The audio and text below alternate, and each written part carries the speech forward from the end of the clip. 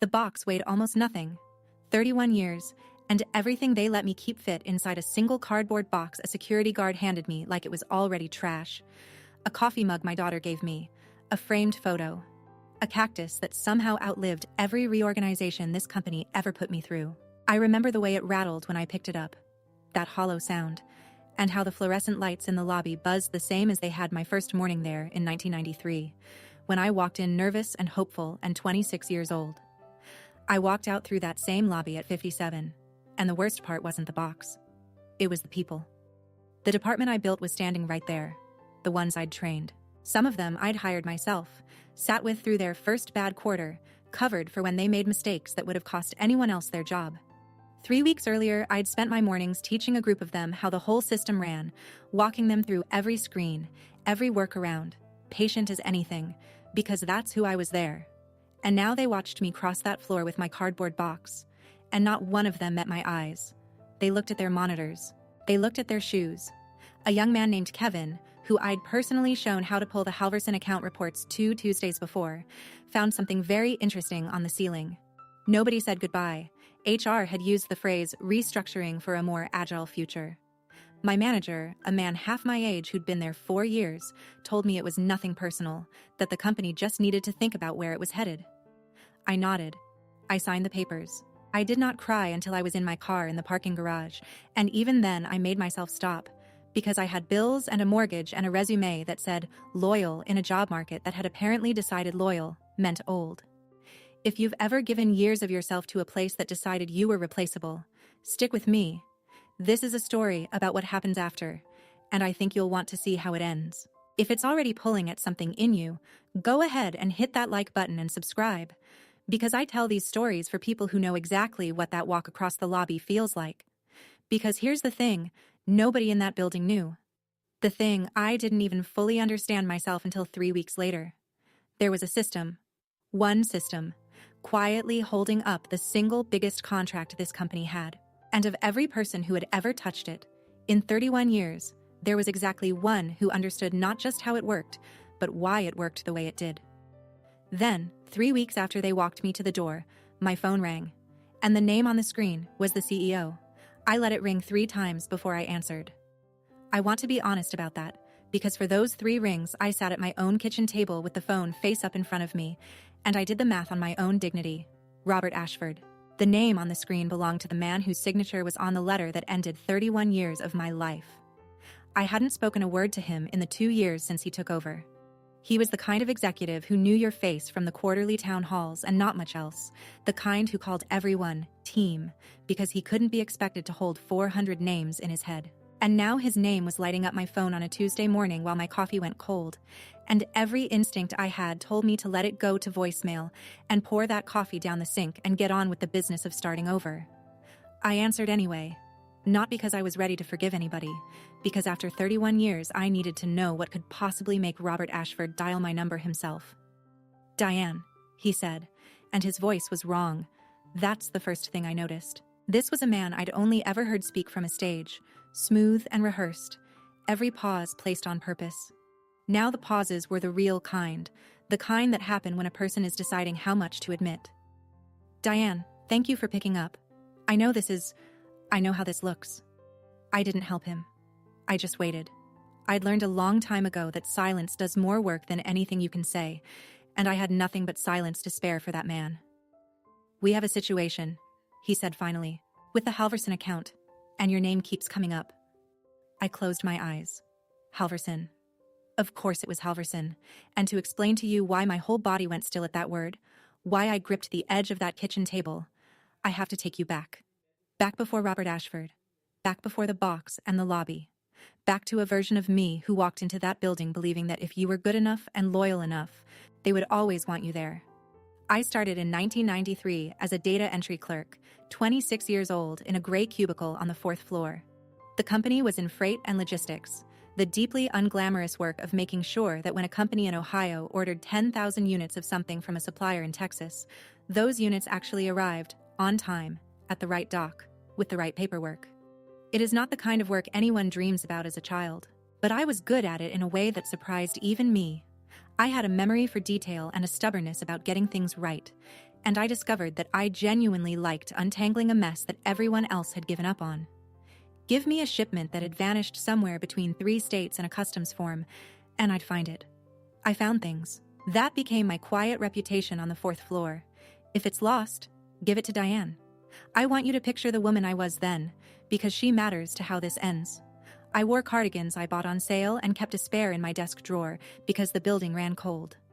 I brought my lunch every single day in the same worn insulated bag, and I ate it at my desk while I worked, because I'd rather solve one more problem than sit in the break room.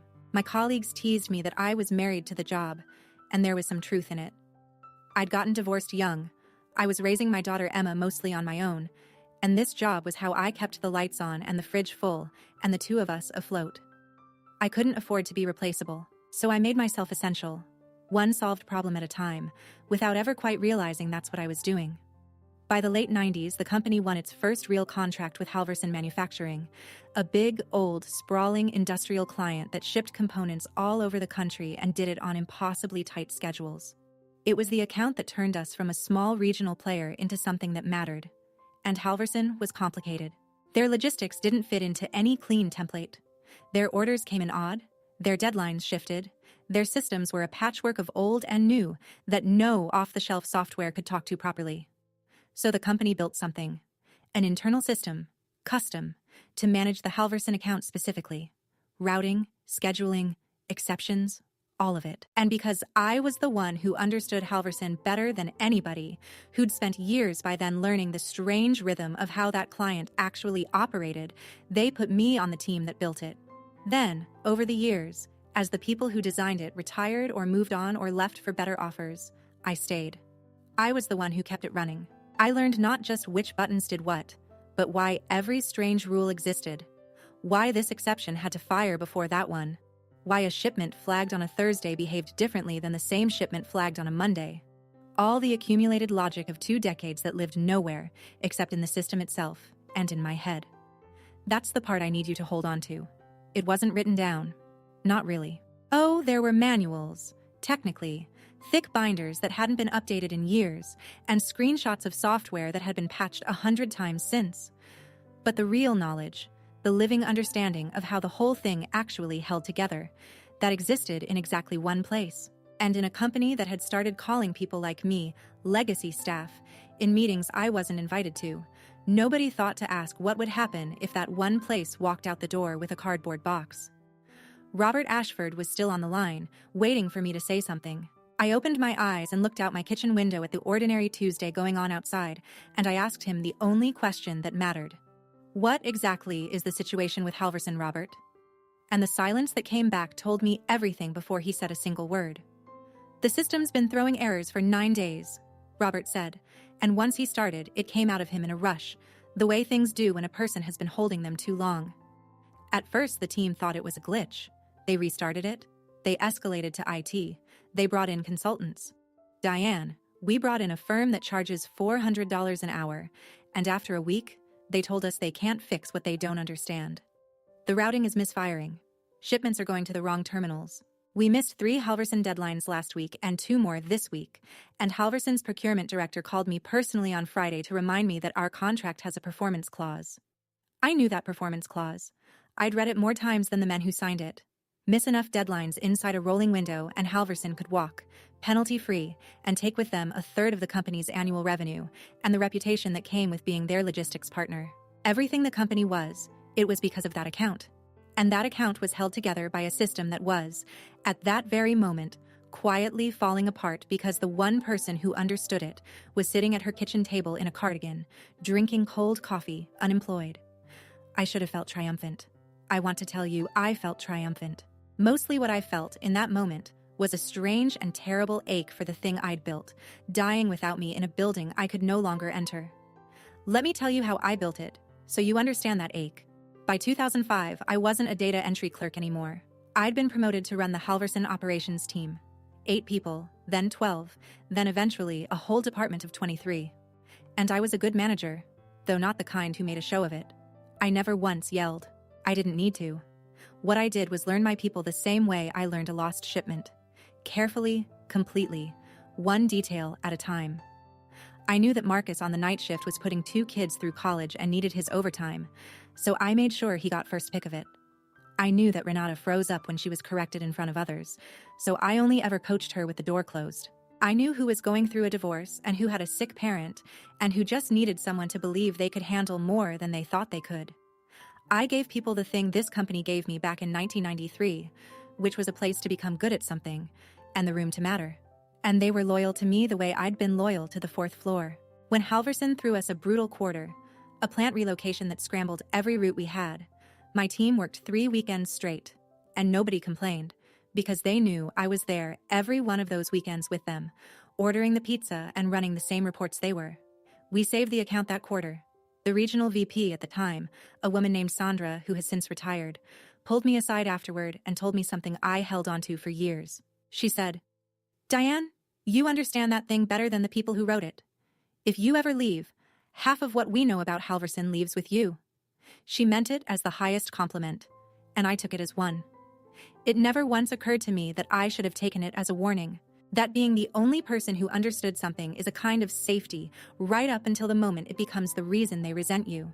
Because here is what I've come to understand about the way certain companies think, and I say this as someone who loved a company for 3 decades before it taught me the lesson.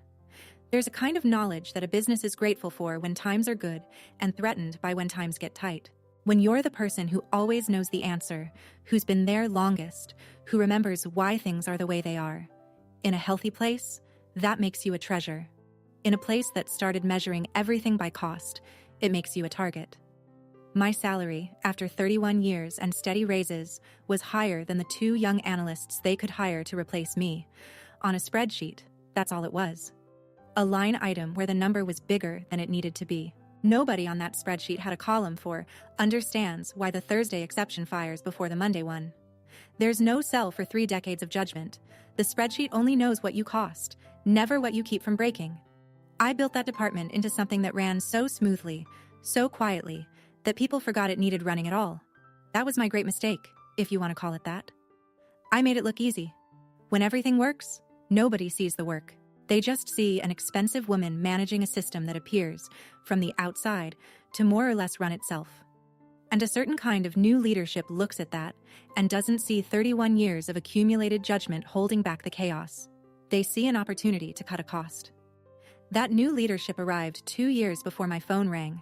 His name was Robert Ashford, and he came in from outside with a mandate to modernize, streamline, and, the word they love, optimize. He was younger than me by a decade, sharp and confident, and genuinely believed that any process could be documented, systematized, and handed to someone cheaper. He wasn't cruel. I want to be fair to him even now. He was just certain, in the way that people are certain when they've never personally watched the thing they're about to break. "Diane, are you still there?" Robert's voice pulled me back to my kitchen. "I'm here," I said. "I need to ask you something, and I need you to hear me out before you say no." He took a breath. "Would you be willing to come back in? As a consultant. Whatever your rate is, we'll pay it." And there it was. The question I'd been walking toward for 31 years without knowing it. But before I could even begin to answer it, I needed him to understand exactly how we'd gotten here. And so did I. "Give me a minute, Robert," I said. "Before I answer anything, I need you to sit with how this happened. Because you called me, which means part of you already knows." He went quiet, and I let the quiet stretch. And in it, I remembered the slow way it had all come apart. When Robert Ashford took over, nothing changed overnight. That's the thing about being pushed out after 31 years. It almost never happens in one dramatic moment.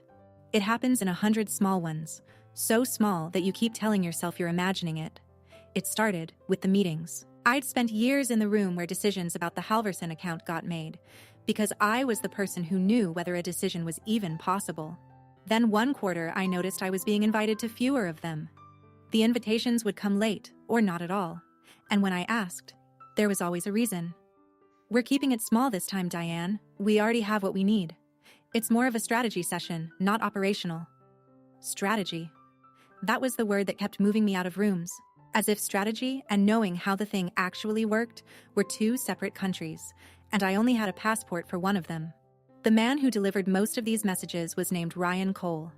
He was 34, he had an MBA, and a way of nodding while you talked that made you feel heard right up until you realized he'd already decided everything before you opened your mouth. Robert had brought him in as a kind of operations lieutenant, and Ryan had a talent I've come to recognize in a certain type of ambitious young manager.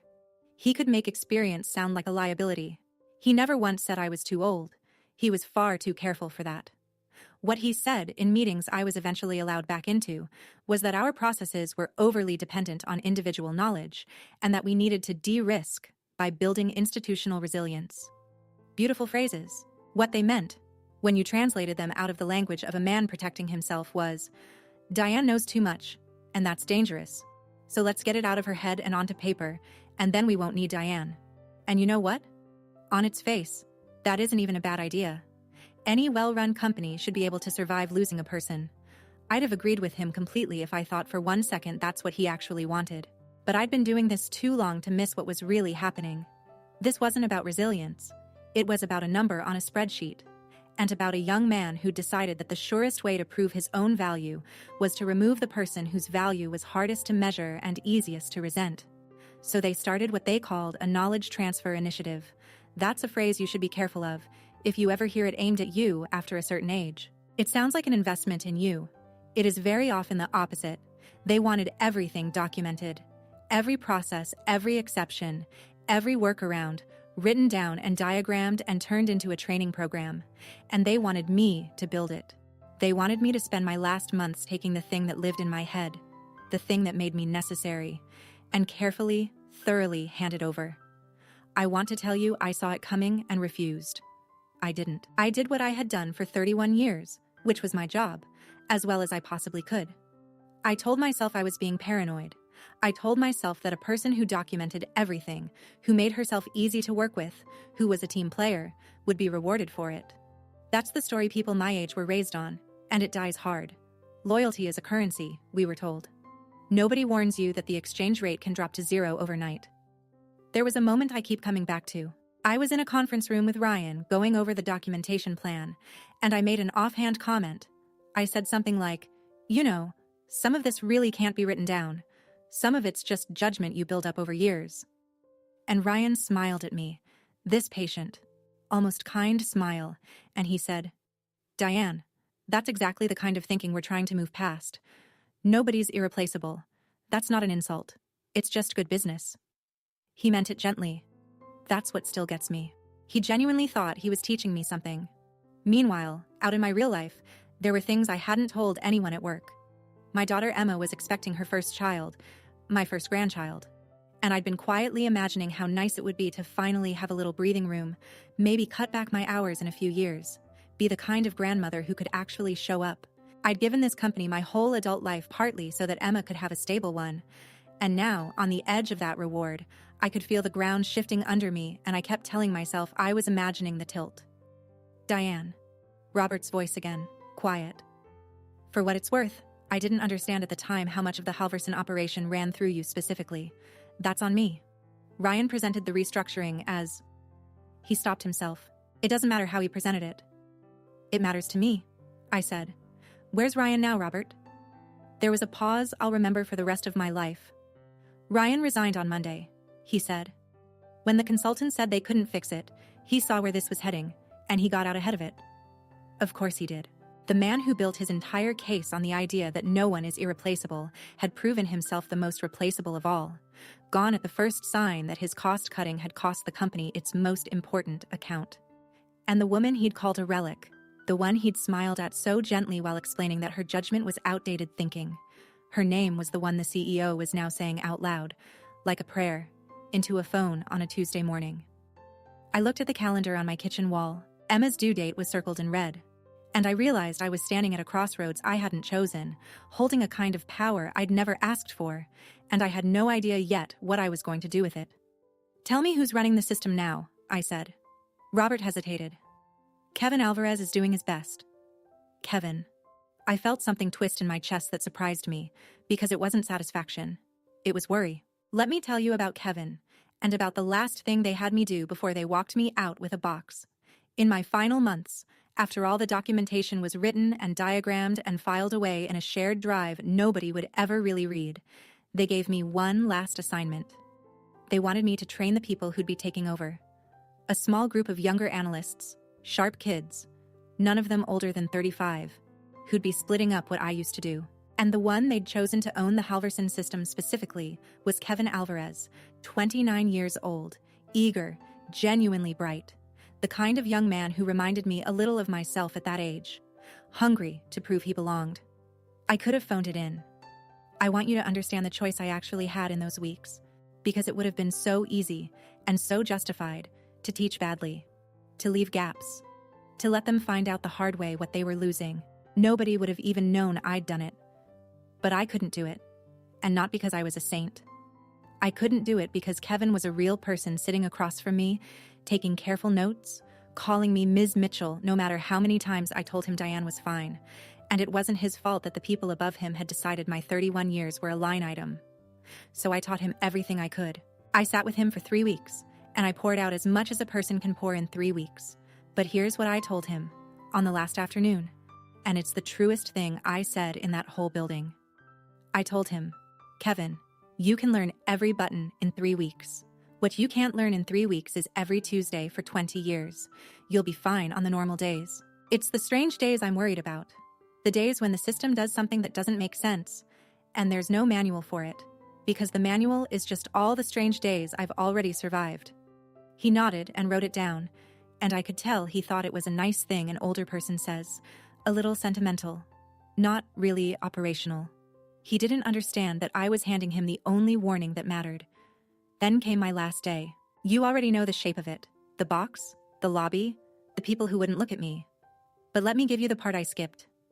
That morning, before security came, Ryan Cole called me into a conference room, HR beside him, and read me a short prepared statement about restructuring for a more agile future. And when he finished, he asked if I had any questions, and I only had one. I asked, who do I hand off to if something breaks that Kevin can't fix? And Ryan gave me that patient smile one final time and said, Diane, I really think you're overestimating how complicated this is.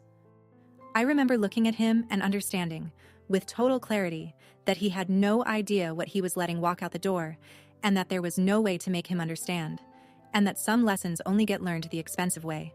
So I stopped trying. I signed the paper, I packed my box, and I left the strange days behind me, walking, for a young man who was very sure the strange days would never come. They came about 2 weeks later. Robert was telling me about it now, in real time, and his voice had lost every trace of the town hall polish. He described how it started small. A few shipments routed wrong, easily fixed. Then more. Then the system started making decisions nobody could explain, flagging the right things at the wrong times, sending containers to terminals 300 miles from where they belonged. Kevin had done exactly what the manual said. The manual didn't cover it, because the thing that was breaking wasn't in the manual. It was in the judgment. In 20 years of knowing that when the system behaves this way in this week of the quarter, you don't trust it. You override it by hand, the way I'd overridden it quietly 100 times without anyone ever knowing there'd been a problem at all. I'd been the invisible correction running underneath everything. Take the correction away, and the errors that had always been there, that I'd always silently caught, came flooding through. Kevin's been here until midnight every night for a week, Robert said. The kid is drowning, Diane. He came into my office yesterday and told me he thinks he's going to be blamed for all of it. And I couldn't tell him he was wrong, because Ryan's gone, and somebody's name is going to be on this. He paused. He also told me, and this is why I'm calling you myself instead of having HR do it. He told me that on your last day, you tried to warn them. He said you asked who he was supposed to hand off to. He remembered. I had to sit down. Because in all of it, the box, the silence, the smile, the 2 years of being slowly erased, the thing that undid me was that a 29-year-old kid, drowning and scared and about to take the fall for a decision made far above him, had remembered that on the worst day of my career, I'd still tried to protect him. That my last act in that building hadn't been anger. It had been the same thing it always was. It had been looking out for a person nobody else was looking out for. He's a good one, Kevin, I said, and my voice wasn't steady. He shouldn't take the fall for this. He did nothing wrong. He was handed something impossible and told it was simple. I know, Robert said. So help me fix it. Please, come back. And there it was again, the question, closer now. unavoidable. Come back. Come back and save the company that measured 31 years as a number too big and walked me out with a cardboard box. I stared at Emma's due date circled in red on my kitchen wall, and I finally understood that whatever I decided in the next few minutes wasn't really about the company at all. I want to tell you that I sat there weighing the two obvious choices: say no and let them drown in the mess they'd made, the clean, satisfying revenge. Or say yes, grateful and relieved to be wanted again, and rush back in to fix everything the way the loyal Diane always had. Those were the two roads Robert thought he was offering me. But sitting at that kitchen table, I understood there was a third one, and that I'd been walking toward it my whole life without knowing its name. Here's what 31 years had actually taught me, the lesson underneath all the others. My worth was never the thing they said it was. It wasn't my salary, which they'd decided was too high.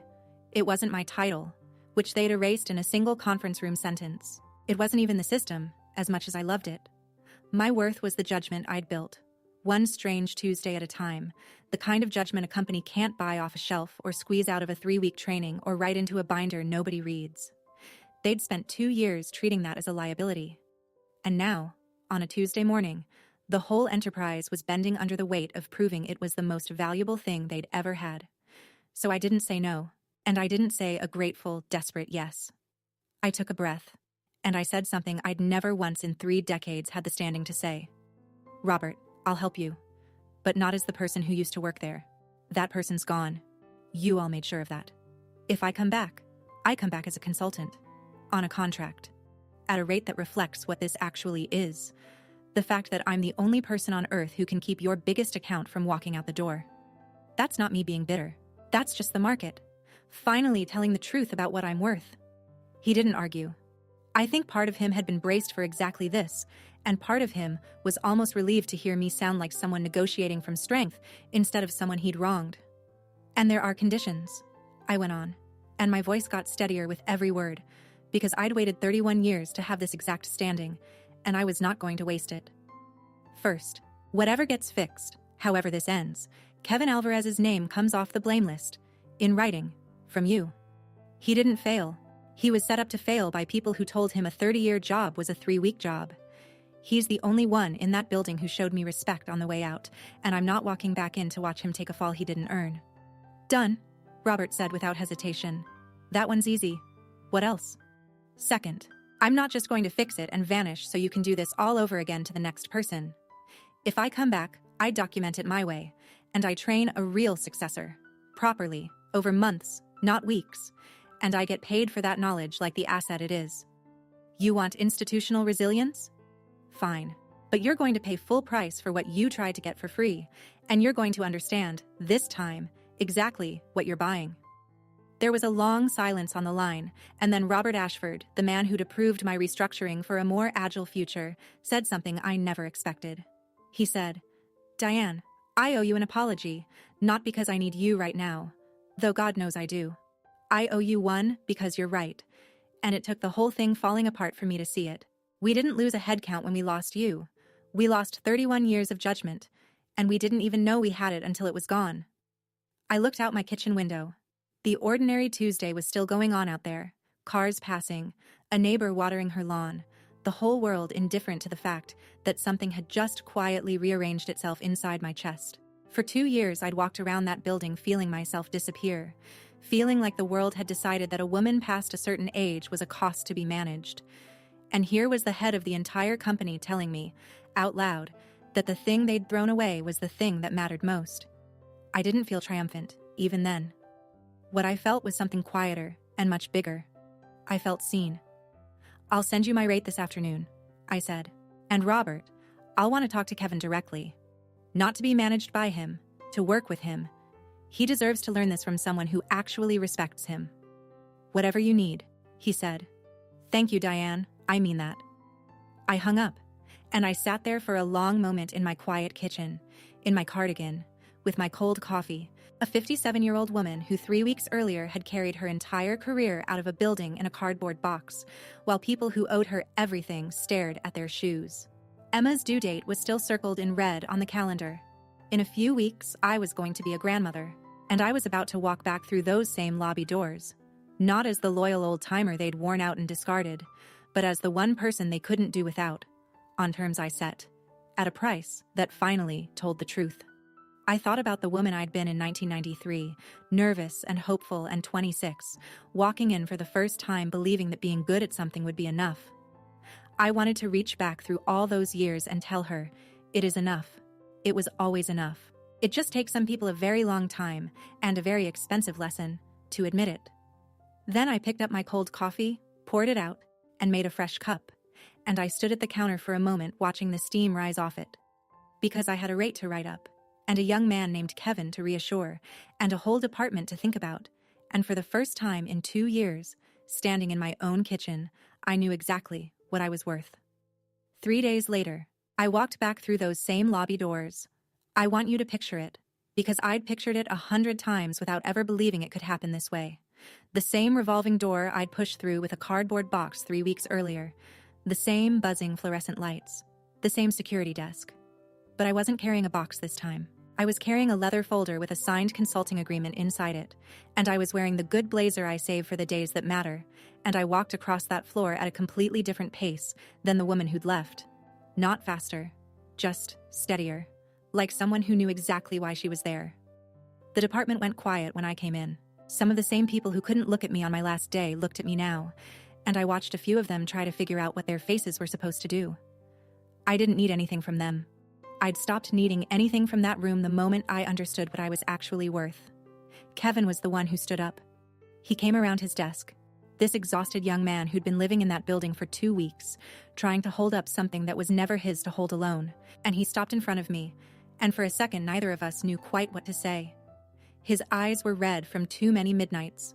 Then he put out his hand and he said, "Thank you for coming back. I didn't know who else could..." And his voice cracked. And he didn't finish. And he didn't have to. I took his hand. "You didn't do anything wrong, Kevin," I told him. "You were handed 20 years and given 3 weeks. Nobody could have done what they asked you to do. We're going to fix this together. And this time, you're going to actually learn it. Not the buttons, the why." And I saw something come back into that kid's face that I recognized, because I'd felt it myself once, a long time ago on the 4th floor. The feeling of someone believing you could be good at something and giving you the room to become it. We fixed the Halvorsen system. It took 11 days, sitting side by side, me showing Kevin all the strange Tuesdays that no manual could hold. Halvorsen stayed. The contract held. And this time, when I documented everything, I did it as an asset they paid full price for, with a real successor trained over real months, so that the next time someone in that building looked at experience and saw only a cost, there'd at least be a fighting chance the knowledge would survive them. But that's not the part I hold on to. Here's the part I hold on to. A few weeks after I walked back through those doors, my daughter Emma had her baby. A girl, 7 pounds, 4 ounces, with a full head of dark hair and a grip on my finger, like she had no intention of ever letting go. I sat in that hospital room holding my granddaughter, 57 years old, and I thought about everything it had taken to get here. The cardboard box, the silence, the man who smiled while he told me I was outdated, the phone ringing on an ordinary Tuesday. And I made her a quiet promise. This brand new person who didn't know a single thing about the world yet. I promised her that I would teach her, someday, the lesson it took me 31 years and one very expensive mistake to learn. That her worth will never be the number someone else puts on her. That being good at something, being loyal, showing up, carrying the weight nobody sees, that all of it matters, even when the world takes a while to notice. Especially then. She yawned and tightened her grip on my finger, and I held on right back. Because some things can't be replaced. Not a person who's given everything they have, not 31 years of showing up, and not the moment you finally understand, deep in your bones, that you were enough all along, sitting in a quiet room, holding on to the very reason it all mattered.